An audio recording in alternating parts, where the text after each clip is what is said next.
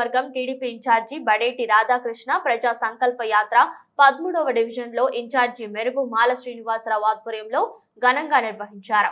Badeti రాధాకృష్ణకు 13వ division TDP నాయకులు, జనసేన కార్యకర్తలు ఘనంగా స్వాగతం పలికారు.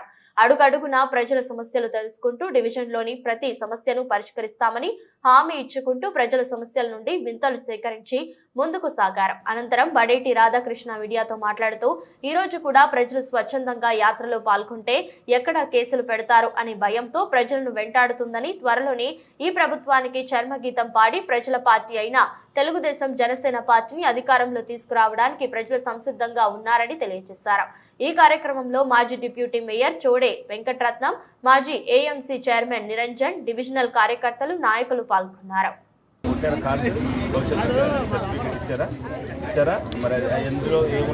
అన్ని లేడీస్కే, మాకేమి లేవు.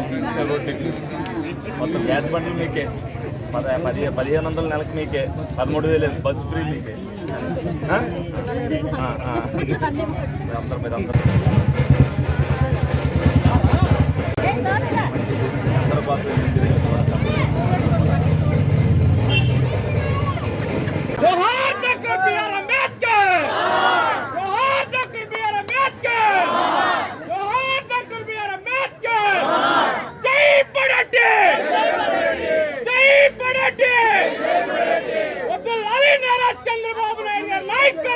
అందరూ జరుగుతున్న పరిణామాలు చూస్తున్నాం. చాలా అన్యాయం జరుగుతుంది.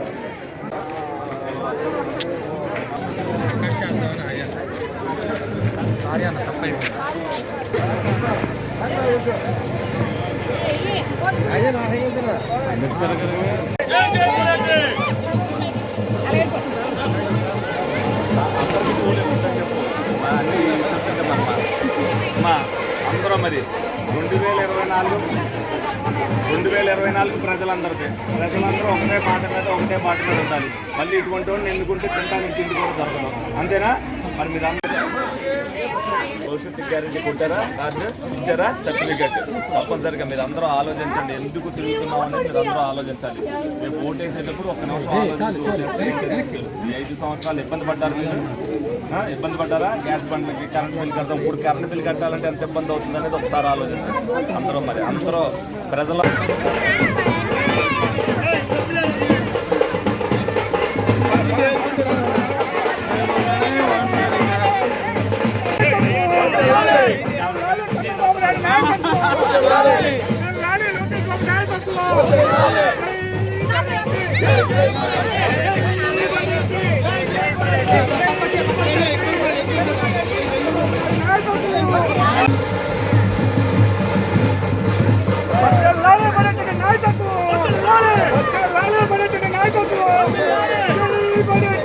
భాగంగా మరి ఏలూరు నియోజకవర్గం 13వ డివిజన్ ఇందిరా కాలనీలో తిరగడం జరుగుతుంది.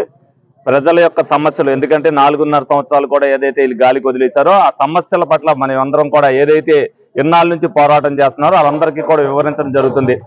ఇప్పటి వరకు కూడా ఏదైతే ప్రజాప్రతినిధులు ఇక్కడ ఉన్నారో, ఏదైతే ఇక్కడ లోకల్ నాయకులు ఉన్నారో, కనీసం గెలిచిన తర్వాత వీళ్ళ పట్ల ఏ విధంగా వివరిస్తున్నారు, వీళ్ళు ఇప్పుడు కూడా ఇంకా పాదయాత్రకు రావడానికి కొంతమందిని బెదిరించి ఇంట్లో నుంచి రాకుండా చేసే పరిస్థితిలో ఉందంటే బెదిరించి ఎన్నాళ్ళు ఓట్లు వేయించుకుంటారని ప్రజలందరూ కూడా గమనిస్తున్నారు. ఎందుకనంటే పని చేసి ఓట్లు అడగవలసిన ఈ ప్రభుత్వం ప్రజల్ని భయపెట్టి ఓట్లు వేయించుకోవాలనేది చూస్తుంది. తప్పనిసరిగా ఈ ప్రభుత్వానికి గుణపాఠం చెప్పడానికి అందరూ, ఎందుకనంటే ప్రజలు మేము వెళ్తుంటేనే తండోపుతండాలుగా బయటకు వచ్చి వాళ్ళ సమస్యలు ఏ విధంగా ఉన్నాయని చెప్తున్నారు.